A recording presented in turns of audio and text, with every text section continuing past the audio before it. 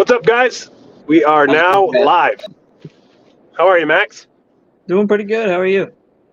Good. It's nice to have somebody that's in the Aftercast that's actually here when it starts. This is fantastic. Right? Instead of waiting 15 minutes for Tom, and then he shows up and I'm basically home. Right. So, yeah, that was a pretty interesting live. There was a ton of stuff there with Earl. A lot of information I've never heard before. Oh, yeah. And obviously, you know, Billy and Earl can both talk, so. Oh, yeah. Lots of great information. I'm going to go back and save that one and rewatch it a couple times. Yeah, there wasn't a whole lot of room for a lion, Austin, or myself to get too many words in, but I mean, it is what it is. That the podcast aren't about us when we have guys on like that, right? You just want to soak up as much info as you can. Oh, absolutely. I was even quiet in the chat, just soaking in everything. Yeah, the vanilla one is really interesting. I generally don't have too much of a problem getting my hatchlings to eat. Like most of my hatchlings are pretty good, but God, do I ever get asked a lot how to get hatchlings eating. I probably get the question 2 to 3 times a week. And Yeah. like I don't really know what to tell people because I generally don't have an issue. And if I do, I have like steady access to Africans well, excuse me, African softers. A buddy of ours that's about 10 minutes away breeds them. So if I need Nice. hoppers or anything, like I could just drive over and get them. He always has them because they breed so readily. Yeah, my local feeder's got everything.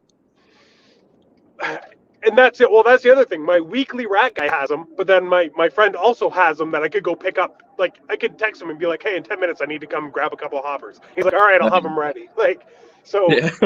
I personally don't really have an issue getting anything to feed, but not really having any instruction for people is kind of it's tough because I don't want to tell somebody like, "Oh, sorry, you're SOL." Like, but Yeah.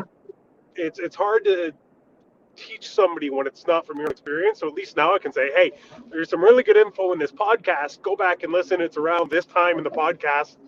And if you want to try it, go for it. And it's definitely helpful at least. Oh, yeah. I mean, it definitely helps me, too, because, I mean, since I'm, having my first year here, if I do end up having some babies that are problem feeders, I have an instant idea of what to try. Yeah, and you have a good resource. Now, the one thing I will say is, and this is coming from the fact that I also breed hognoses, I would only do that if it's like the last feed before you'd have to assist feed kind of thing. And the only reason Right. I say that is hognoses are notorious for needed to be sent, like their prey when there's babies, needing Yeah. to send the pinkies with tuna or frog scent or any Just number kind of of getting things that like that. fishiness to it. Yeah. But the problem is, once you get them eating scented prey, they won't go, like, it's a nightmare to switch them back. Think of trying to switch an ASF eating ball python back and then times it by like 5. It's Oh, geez. it's a headache and a half, man. Yeah. But I don't know if it's the same thing. I don't know if ball pythons would get stuck on scenting, but I would just say be cautious. That's my only Right. uh, I mean, because I've never had any bit to add. problems between ASFs and regular rats going back and forth between any of my snakes. Yeah, I saw you posted your mail from Miguel. How's he doing? Eating good and Oh, he's everything? doing great. Yeah. He's almost 300 grams now, and Damn.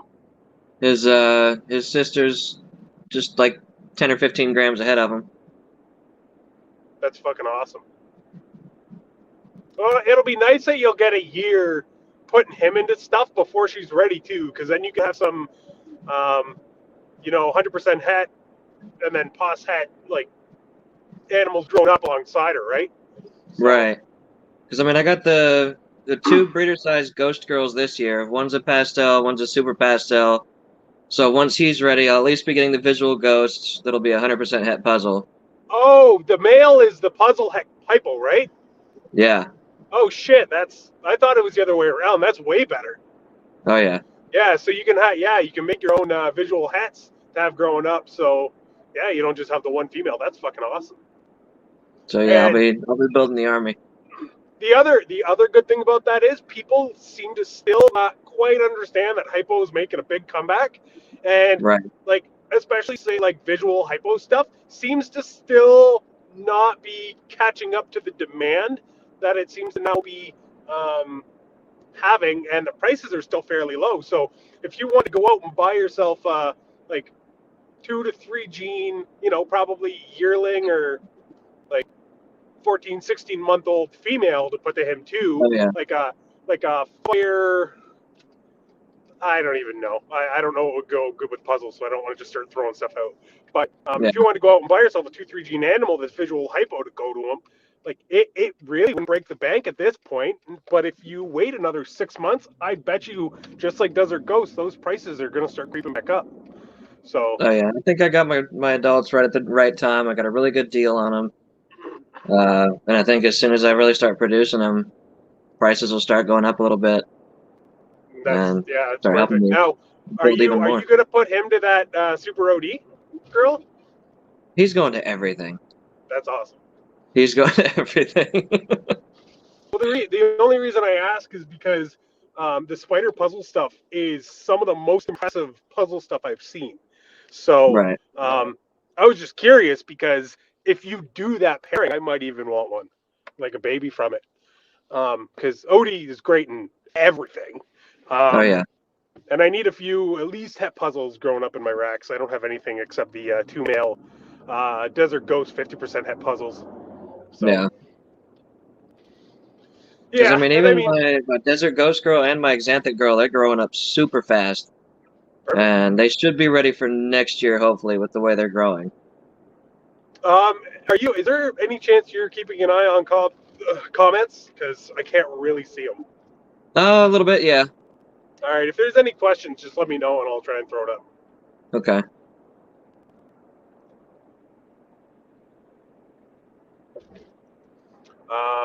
So what do you like? How many snakes do you have total now?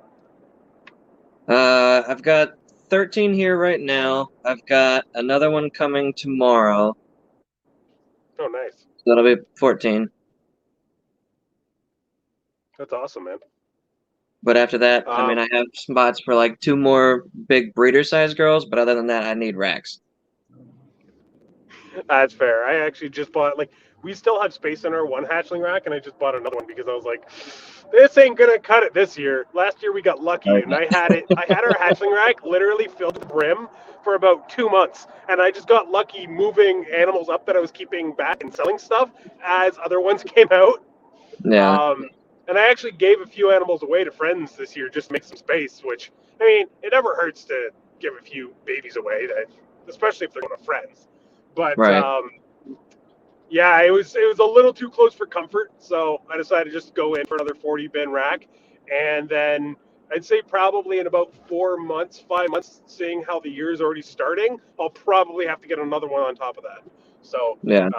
yeah, it's gonna get pretty crazy pretty quick, but I it mean, is yeah, what because it I is, got man. like some of the girls I got, they're huge, and I know one of them's gonna lay at least 8 to 10 eggs, so I'm gonna need probably a couple hatchling racks to carry all those babies.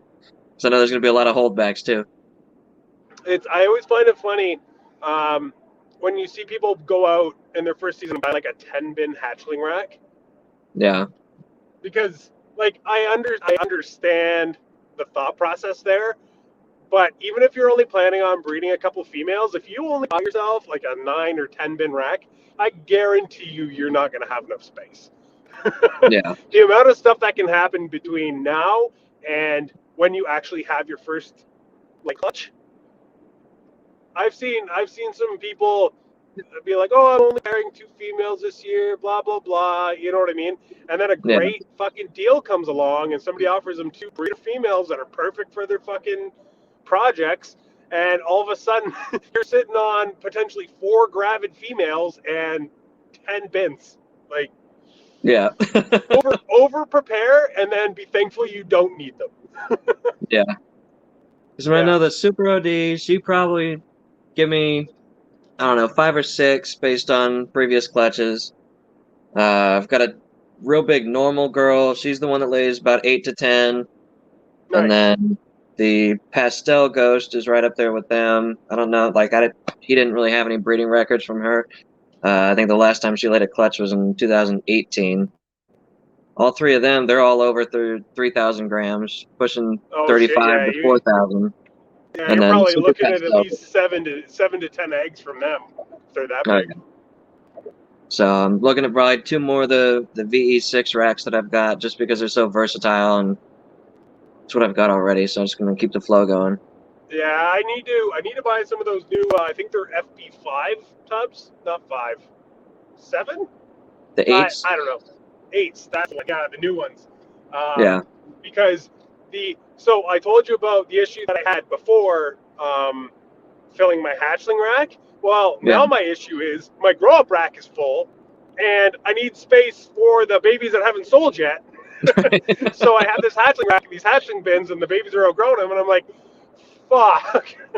So no, yeah, I need to pick a few of those up because I'm kind of pretty close. I think the last 2 ones that are bigger are going soon, so I think I'm okay. But yeah, definitely got to be a little more prepared this year. That's one thing I cannot stress enough. If you're gonna breed, over prepare, because you never want to get caught in situations like this. It oh just yeah, like, it's not even that big of a deal. Like I'm sure I could find another rack or something if I really needed to tomorrow. yeah, They're not in life or death situation or anything right now. But like, it's just, if you just feel stupid, you know what I mean? Like, you yeah. feel really dumb when you're like, crap, I had months and months to do something about this and I didn't. So, I mean, I know oh well. equipment wise, I probably could have, been a little bit smarter with my money. But at the same time, though, like as time goes by, things just fall to me. Like I just got a huge Pepsi cooler for an incubator that's already put together and everything from a local guy. Nice. Uh, and it was less than half the price that I was originally planning on spending on an incubator. That would have been probably held half the amount of clutches or less. So I mean, I got that. It's almost ready to go. That's awesome, man. Yeah, I actually just got my new incubator. I'm officially, I don't know if you were part of my live Friday, the last Friday night live with Nicole Lyons from King Regis, but I'm officially Oh yeah, retiring my wine fridge incubator that I built myself. It's lasted us a very solid 3 seasons, but now Nick and I both have a Cornell's World incubator, which are the ones that Billy uses. nice. Um, so they fit more, and the layout's better. Like,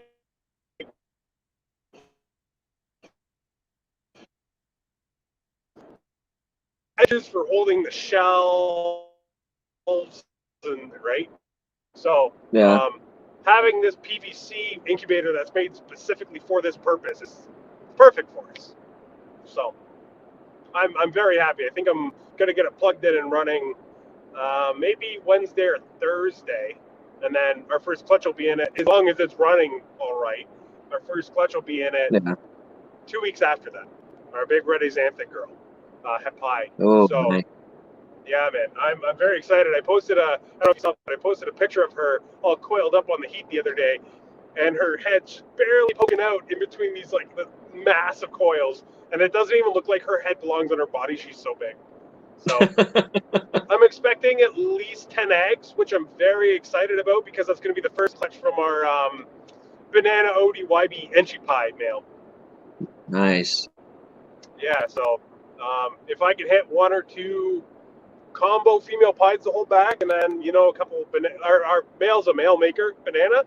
If I could hit a couple females to hold back, and then a couple male combo bananas to either move, or if I hit a het ready xanthic banana ODYB entry pied, obviously I'll keep it, but chances are not really there for that animal.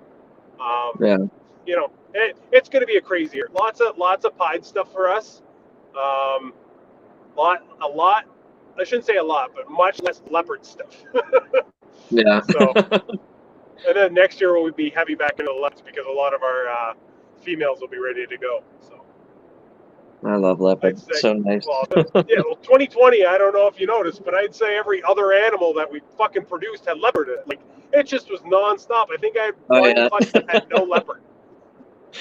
Oh, yeah. It's just insane. But I mean, we still definitely have leopard on the go. The leopard DG Hepide obviously is going to do a ton of work this year.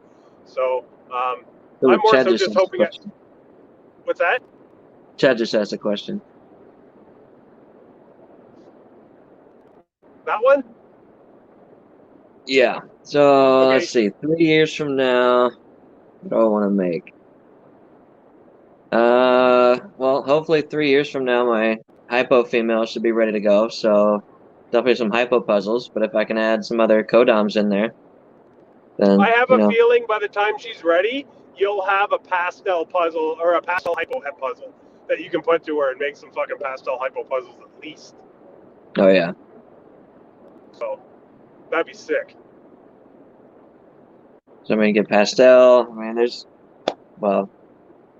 another girl I'm getting tomorrow that she's got some time to grow up too. But I'm definitely excited for her. She'll Is be a that the one secret. that you were teasing? Yeah. Yeah. That's right. Nice. So if you want to see her, come check me out tomorrow in my unboxing on Instagram. Nice. Yeah, fucking. I haven't announced this anywhere else yet, and I'm not gonna advertise it. So if you're here, you're gonna know, and Yeah. if you're not here right now, you're just not gonna know. But the February 19th episode of our Friday Night Live is actually going to be me with Nick, and I'm going to be interviewing Nick to basically let people get to know him a little bit more, because even when we bring him on camera, it seems like he doesn't say much. So I'm Right. actually going to bring in my own business partner to the Friday Night Live. Now, this is special because that's his birthday, for one. Oh wow. And then for two, and again, not saying this again anywhere, not even in the YouTube video description, we have a single leg clutch in the incubator that came from our first big investment snake ever. We have one egg that we get to cut on that day that we're going to do on that Friday Night Live. So, Nice. the female is a banana OD spider, het clown, and then she was paired to both the Molly clown and the pastel lesser leopard clown. So, really crossing our fingers for some birthday mojo on that egg. Who the hell is this? Oh, nobody, I guess. Okay. Oh, what happened?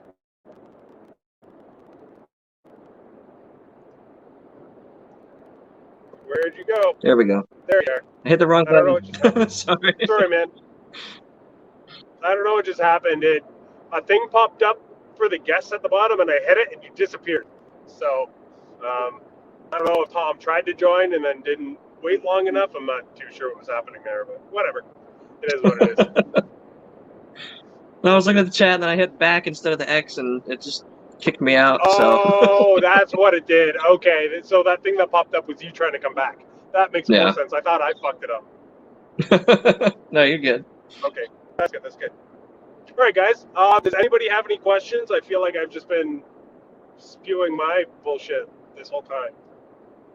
I'm letting Max get a couple words in edgewise, but that's basically it. So, if anybody has any I mean, questions, Chad was asking what time I was doing the unboxing. It kind of depends on what time I get up to FedEx, but probably around, I don't know, 10:30 Central Time. nice. Around. Any hints on it, like where it's coming from or anything like that? Well, it's coming from here in Florida, so it's not no, not too far. Cool.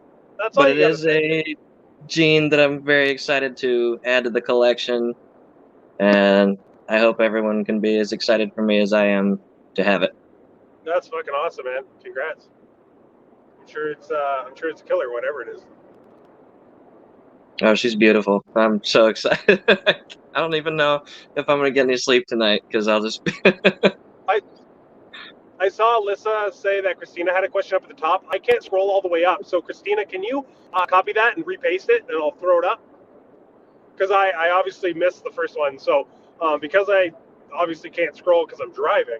Okay, if you comment your question, I will post it up and answer it. Forest pythons. I'm in Florida, up in the Panhandle, small little town of Destin. I don't know what this says, so I'm hoping it's not terrible. But can you read that for me, if possible? Yeah, Chad wants to Oh, know. that's I the have a one from carpet Christina. python Chat. Perfect. that was eating live ASF. Got him 2 weeks ago, and I'd like him to eat frozen thawed rats, like the rest of my reptile room. Any advice? So he's on frozen thought African soft furs, but she wants him to eat live No, he rats. was on live ASF, and she wants to Oh, okay. switch him to frozen thawed rats. So your first step is gonna be getting the animal to take frozen thawed. So start with offering frozen thawed ASFs. Um, if it'll take frozen thawed, that's a good first step. You're gonna waste a lot of rats doing this, but the next step is to thaw your ASF out with a rat, an appropriately sized rat. Use a fucking Ziploc bag and put your frozen ASF and your frozen rat in a bag together and thaw them together. Offer the rat first. Probably won't take it the first few times. That's when you'll feed the ASF. But I'd say once you get that animal to take a rat 2, maybe 3 times in a row, you're good, and then you can probably stop scenting. But it will be a bit of a headache. I don't know if carpets latch on or get addicted to them as badly as like adult ball pythons do, but if they do, it can be quite a nightmare. I mean, would pre-killed be another option to be So slid in there yeah, somewhere?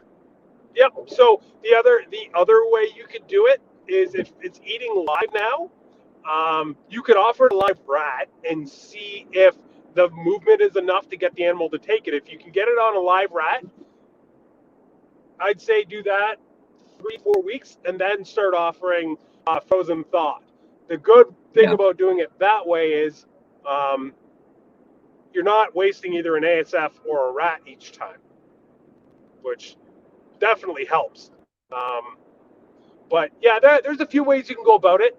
Um, I usually, like, if I have a problem baby, which doesn't happen often, as I mentioned earlier, usually what I'll do is I'll throw either a mouse hopper or an ASF hopper in for like 2 weeks, maybe 3 weeks.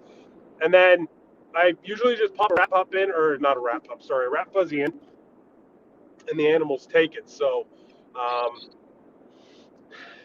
honestly, this would be a much better question for Nick to answer because Nick seems to have the magic touch when it comes to switching animals that we receive as ASF eaters onto frozen thawed rats. I don't know why. I don't know how. I don't know if he sold his soul I have no clue, but the dude's a It's got friggin' that magic miracle touch. worker. He does, dude. It's crazy. We picked up so many snakes from Billy that he just got tired of fighting with, and they get into his rack, and he'll have them for like 2 weeks, and he'll offer it a frozen thawed ASF or a frozen thawed rat, and it'll just be gone. It's like, how? He's like, I don't know. Like, Oh okay, yeah. thanks, buddy. Appreciate all the help. But no, Billy had a VPI xanthic clown female from 2017 that he hatched, and he was trying to grow her up, and she was sitting around like 700 grams, and she'd eat like once every 3-4 weeks, and it was only an ASF, and he just got tired of it, and he had younger females of the same combo that were bigger than her. Right. He had 2018 and 19s even that were passing her in weight, and this is obviously last year, but we finally convinced him to let us take that one because I knew I wasn't getting one of the ones that were eating well. Right. And we had her for 3 weeks, and she was just smashing frozen thawed. Then Nick ran out of, well, not ran out of, but Nick was running low on room. So I was like, okay, well, why don't I take her? Because she's sitting around like 1,150 grams, and I have the male we're going to put to her soon at my place. So I took her to my place, and now she's just smashing live rats like it's going out of business. So I don't know what it is, man, but that guy can flip a switch in ball pythons that don't wanna eat, and I am thankful John for it. Doran asked if it's better to feed rats over ASFs. What's that? John Doran asked if it's better to feed rats over ASFs. No. So this is the funny thing. The whole like aversion to ASFs comes from the availability of them or the lack thereof. Yeah. Mostly from the hobby about 10, 15 years ago. Now they're way more readily available.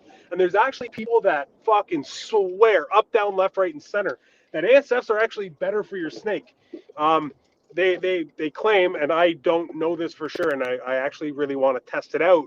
But I want to do it when I have a little more space and a little more control. But basically, they're saying that the animals they eat more consistently, they grow faster, and on top of that, they have less waste, so they poop less, which means Right. they're So yeah, using more of a meal. digesting So it more. exactly. So I'm not too sure. I'm not too sure if that's entirely accurate. I can't say for sure if it is or isn't. I'm just relaying information I've heard from other people. I would love to try it myself. But it's very possible that ASFs are actually the better feeder. It's where they like that's what they eat in the wild. One of the Right. Because I mean, one thing handful I of did things. read is like, the ASFs, I mean, for an equal size, the ASF does have a slightly higher percentage of protein, slightly lower fat. Um, but I mean, so I've heard, it is better technically, but I mean, if you can't get an ASF, it's not going to make that big of a difference. Yeah, and that I mean it's weird because like we talk about stuff like that as if we know what the animal needs. Is that little bit more protein actually better for the snake, or is it worse? Do they need higher protein or less protein? You know what I mean? Like so Right. realistically, they're carnivores, so more protein should be better, but we don't actually know. There's not enough studies done, but I would probably lean the way of agreeing with what you just said. Um, Only because these snakes evolved to eat these fucking things. Like Right. that's what they came to be eating. So, Plus, I'm sure um, there's more than just those rats over there. Like, there's got to be other rodents, and I mean, who knows? They might eat some small birds or something. I mean, I don't think there's been enough research over there on what they actually eat. yeah, that's true too. But they're also in Africa, in the wild. They're also scavengers. They don't Right. catch a lot of their prey. They come across it either dead or sick. Um, and when they do catch their prey, it's usually buried in a tunnel that this animal's dug itself, and it can't get back out because the snake's plugging the entire fucking hole to Right. get in it, right? So they're not exactly like everybody's like, oh, well, they do this and that and this in the wild. It's like they're kind of fucking useless everywhere. I'm sorry, it's true. Like, they're not the brightest fucking animals. Like, sure they survive, but I don't know fucking how. Yeah. Um, Sal, did you set up the new incubator? I haven't set it. Well, sorry, it's set up in the snake room. It's not plugged in yet. I went to set it up, and the power bar that I had to use to plug it into, um, I plugged it in, and it was making a weird buzzing, and I was like, I am not risking my fucking Ooh, snake eggs because a yeah. shitty fucking power bar. So I went and bought like the most expensive, like, it has like a battery backup. It's got like a, oh fuck, I don't know, but it's coming tomorrow or Thursday, or tomorrow or Wednesday. So I'll have it set up by the end of the week.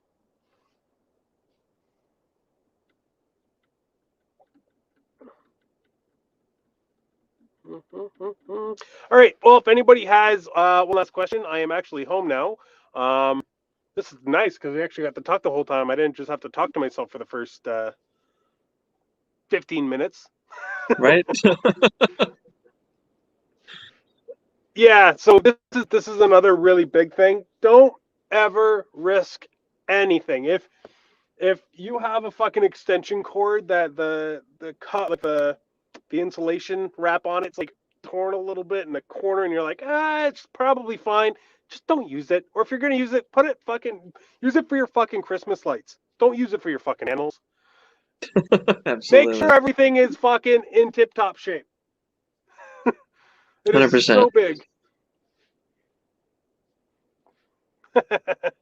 What does Max use on his beard? Just beard oil, man. That's it's a little messy right now. It's been a long day, but Oh, ASF bites suck. Oh.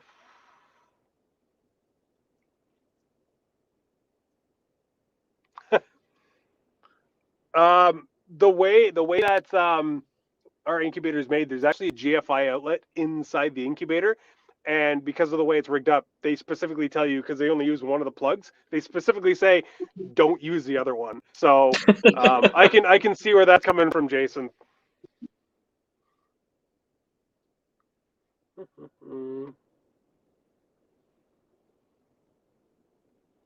There you go.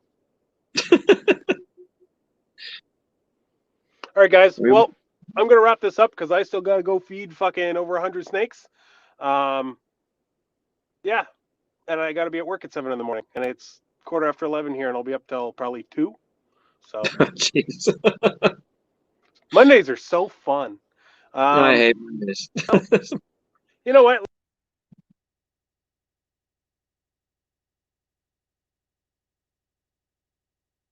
Oh, there we go. There's a good question. Okay, so right now I have a total of five, possibly six different recessives that I'm working with. So that puzzle is going to be going to all of them. I mean, he's already got the hypo in him, but he'll be going to my Desert Ghost. He'll be going to my Xanthic. Uh, and eventually, one day I'll get a female. I can't hear you.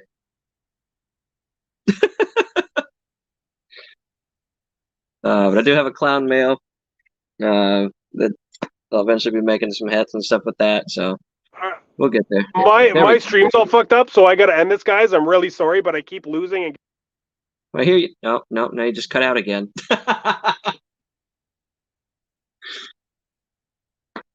Well, everybody, if you can't hear Chris, thank you for joining, and I guess we'll see you next time.